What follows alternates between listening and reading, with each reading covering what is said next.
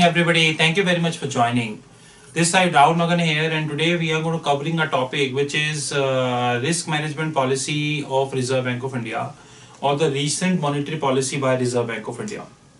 As you very well understand that I am Rahul. I am calling from Treasury Consulting LLP, which is a multidisciplinary consulting company, and we are imparting services to our client in Asia Pacific region. Our publication include trainings, our revenue stream include trainings, publications, governance, risk and compliance, frauds, we have a dedicated fraud chapter, merchandise sold, accounting and insurance, foreign exchange risk management, analytic desk, and there are many streams. And we have our magazine also, which is titled as the Maverick Treasure. This magazine is a monthly magazine which we are publishing, which covers foreign exchange and risk management. So there are several things which we are doing, and of course we are going to deliberate this at the last. But today I would be covering a dedicated topic which is our recent RBI monetary policy. You know that I always critically value things and I always critically see things. When we look at the last monetary policy by Reserve Bank of India, importers are having little to cheer about. What they have a cheer about is that Indian rupee fell down to 67 and 20. 67. Currently, it is trading at almost 67.01. In my personal opinion, Indian rupee is all scheduled to 68 and probably 69 within this year, because all the factors are going against Indian rupee. But nonetheless, this is not for what we are here today. If you look at the Indian monetary policy, I have found nothing credible in this policy. Although this policy is the status quo, because there is no cut in the repo rate and so on and so forth. This is something which everybody is saying to you. If you are a corporate treasurer, then you know that you are getting a lot of emails from banks, mutual funds and others, which are stating that the RBI policy is a status quo. But did you ever thought that do we need repo rate? What is repo? It is a rate at which bank lend to other banks. What is reverse repo? The rate at which RBI take funding. The difference between repo and reverse repo is known as interest rate corridor, which currently today is 50 basis point. And then we have one thing which is MSF, which is marginal standing facility, which is nothing but repo plus interest rate corridor. So sitting today, repo is 6.25, marginal standing facility is 6.75, and reverse repo is 5.75. The biggest question which we should look at this monetary policy, in fact I am waiting from the Subarao time about this monetary policy, is that when this country is coming up with a sovereign yield curve. Now all those people who are watching this video, you must be looking at, tell me what do you mean by sovereign yield curve? A sovereign yield curve is a curve which impacts the entire nation. Take a simple example. In US, the sovereign yield curve is 10-year USD. Do we have this in India? We are misnomerly referred that 10-year government security. This 10-year government security is not a sovereign yield curve. Take a simple example. There was a time when 10-year sovereign yield curve was 8.35%. And today is a time when the 10-year GSEC is 6.5 something. All those people who hedged their dollar payables in INR using interest rate derivatives, which is principal only swap, coupon only swap, and cross currency interest rate swap, did they ever saw the decline of 200 basis point in their cost? Did the MIFOR, which is Mumbai Interbank Offered Rate, which is a product of LIBOR and a swap annualized premium, did that MIFOR fell down by 200 basis point? Did the people who did reverse dollarization swap, which is all those who converted their INR liability into dollar liability, did they got some benefit which is known as carry? No. Then why we always saying that the repo rate? Repo rate is a worthless rate we have in this system. It is a rate which is set up by somebody even before Subarao, and from Subarao till Raghu Rajan and now Urjit Patel, we are keeping this rate. We are just continuing with this rate. I don't understand what this rate makes any sense. Because after this video, we are going to deliberate about a topic which is the Indian SLR and the funding gap. I can give you in writing that nobody ever told you this topic, the mathematics, that how SLR and CR are creating a funding gap in the banks. But nonetheless, let's move on. Then you have one rate which is reverse repo. When RBI take it from the bank, I fail to understand why RBI take it from bank. RBI should ideally be take it from the market. You should directly go and buy it from the market, rather take it from the bank. And then again you have one facility which is known as marginal standing facility. I hope you must have remembered a day somewhere, I think 8 years ago, roughly 8 years ago, when Subarao raised the marginal standing facility by 125 basis point. And then majority of the mutual fund schemes went into losses and they faced a deep losses and the principal went down.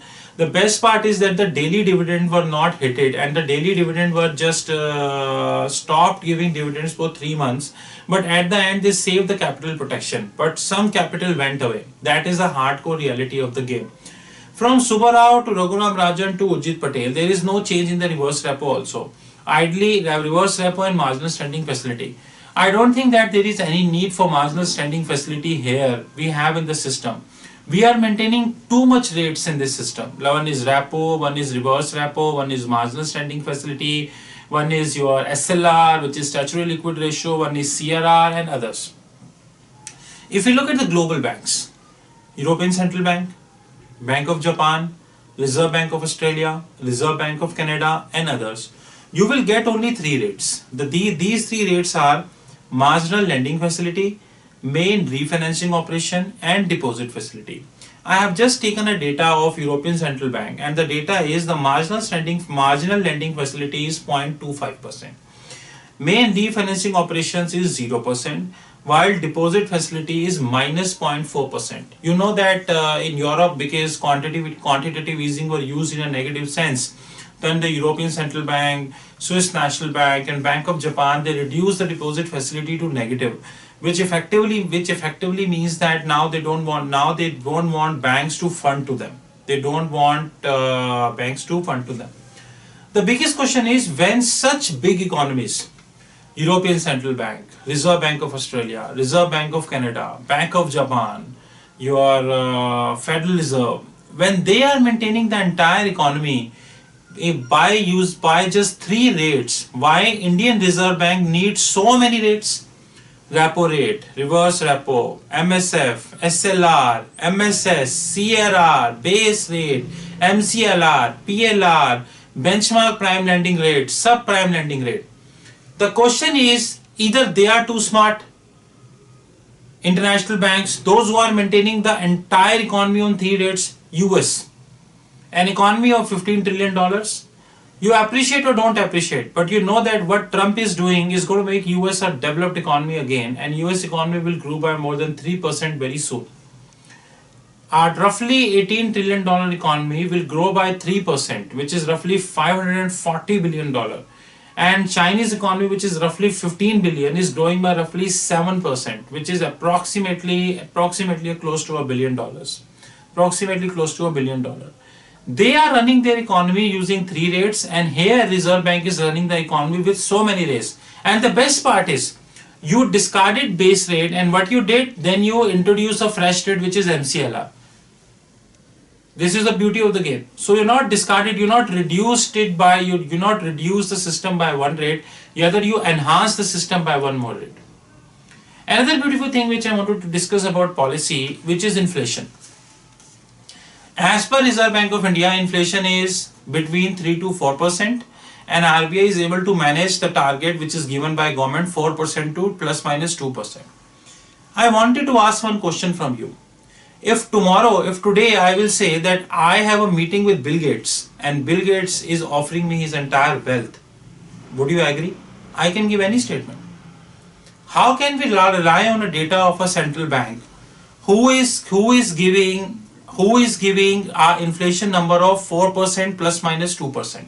Inflation in India is very high. The reason, if we look at this from the financials point of view, in US we have one kind of bond which is TIPS, Treasury Inflation Protected Securities, whereby you will get the benefit of inflation. Like government employees in India is getting a benefit of inflation, which is their dearness allowance.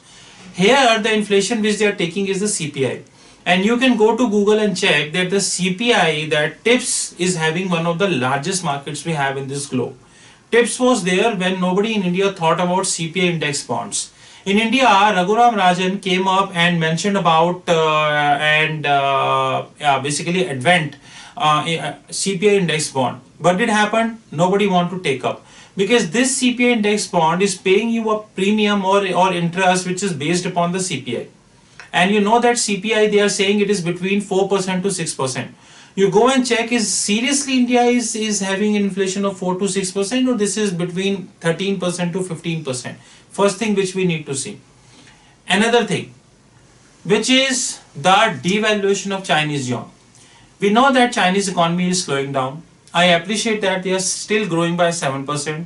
A $15 trillion economy is growing by 7%, which is approximately $1 billion or roughly 100 million here there, which they are growing. On the other hand, there is a great probability that there is the business war which will go between China and US, because Trump administration on paper is supporting one China policy, but tactfully they are not supporting one China policy. Now the biggest question of the game, if this would happen and Trump will interfere in Chinese products, then China will devalue the Chinese yuan. And if Chinese would devalue the Chinese yuan, which is currently trading roughly 6.86 to 6.9, then it would go to 7.1 and it may go to 7.2. The sudden depreciation in the Chinese yuan will make Chinese competitive, and in this they will again see a shoot in their economy. Now because Chinese yuan will get devalued, it would get up and they would get competitive. This would surely have an impact on the Indian rupee. And we know that what did happen in 2015 when Chinese central bank, which is People Bank of China, devalued Chinese yuan twice in a span of 1 week, and that has led to a sudden depreciation in the Indian rupee here. It won't lead to appreciation, and I doubt that if this would happen again, then the NATS stands for nationalized banks, or the people who are doing intervention in simplistic tone, then the NATS would be able to come and participate in the market. Now, if you look at the entire monetary policy, not a single word has been said about the preparation of Reserve Bank of India when it comes to the probable or the imminent devalue in the Chinese yuan, which is on the cards. Now, sitting today, we are approximately February 2017, and I'm sure that by March or by April, you might see a hike in the interest rate. Basically, the devalue of the Chinese yuan. Another beautiful thing is, nowhere it has mentioned that what would if the euro would touch parity. Sitting today, euro is 1.0674 because dollar strength is went down, and now thankfully the dollar index has touched 101.30. In fact, in the last 2 weeks it went down to 99 also.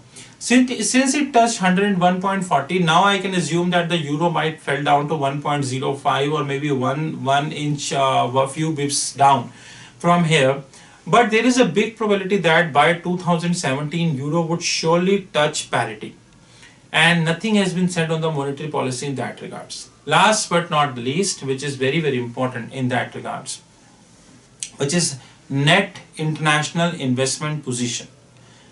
Net international investment position is the difference between forex assets and forex reserves and forex liability. Forex reserves and forex liability, then if you net off them, the end result is NIAP, net international investment position. The biggest question is, every time, every newspaper from Economic Times till Business Standard, Financial Express, in fact Live Mint, you talked about foreign exchange assets. You never talked about foreign exchange liabilities. Since you don't talk about foreign exchange liabilities, in that sense, there is a negative perception we have, or there is a wrong perception we have in the market, that India is having an FX reserves of $320 billion. Ideally, this is not the scene. The scene is that India is having negative net international investment position of $280 billion. This would impact the rupee. Secondly is the import cover ratio. The import cover ratio here 10:1, which means that if today dollar flow will not come in India, then we are able to afford the import maximum by 10 months. And after 10 months, we need to wind up because we won't be having any dollars. Considering these things like the absence of sovereign wealth curve,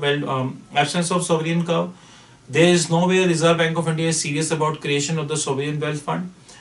We are not here talking about anything when it comes to the inflation number or the accuracy of the inflation number. We are not here talking about the probable devaluation in the Chinese yuan, which could take Chinese yuan to 7.1. We are not talking about the convertibility or the possible phase out of the CNH, which is offshore Chinese yuan. And last but not the least, Reserve Bank not interested in talking, which is NIIP, net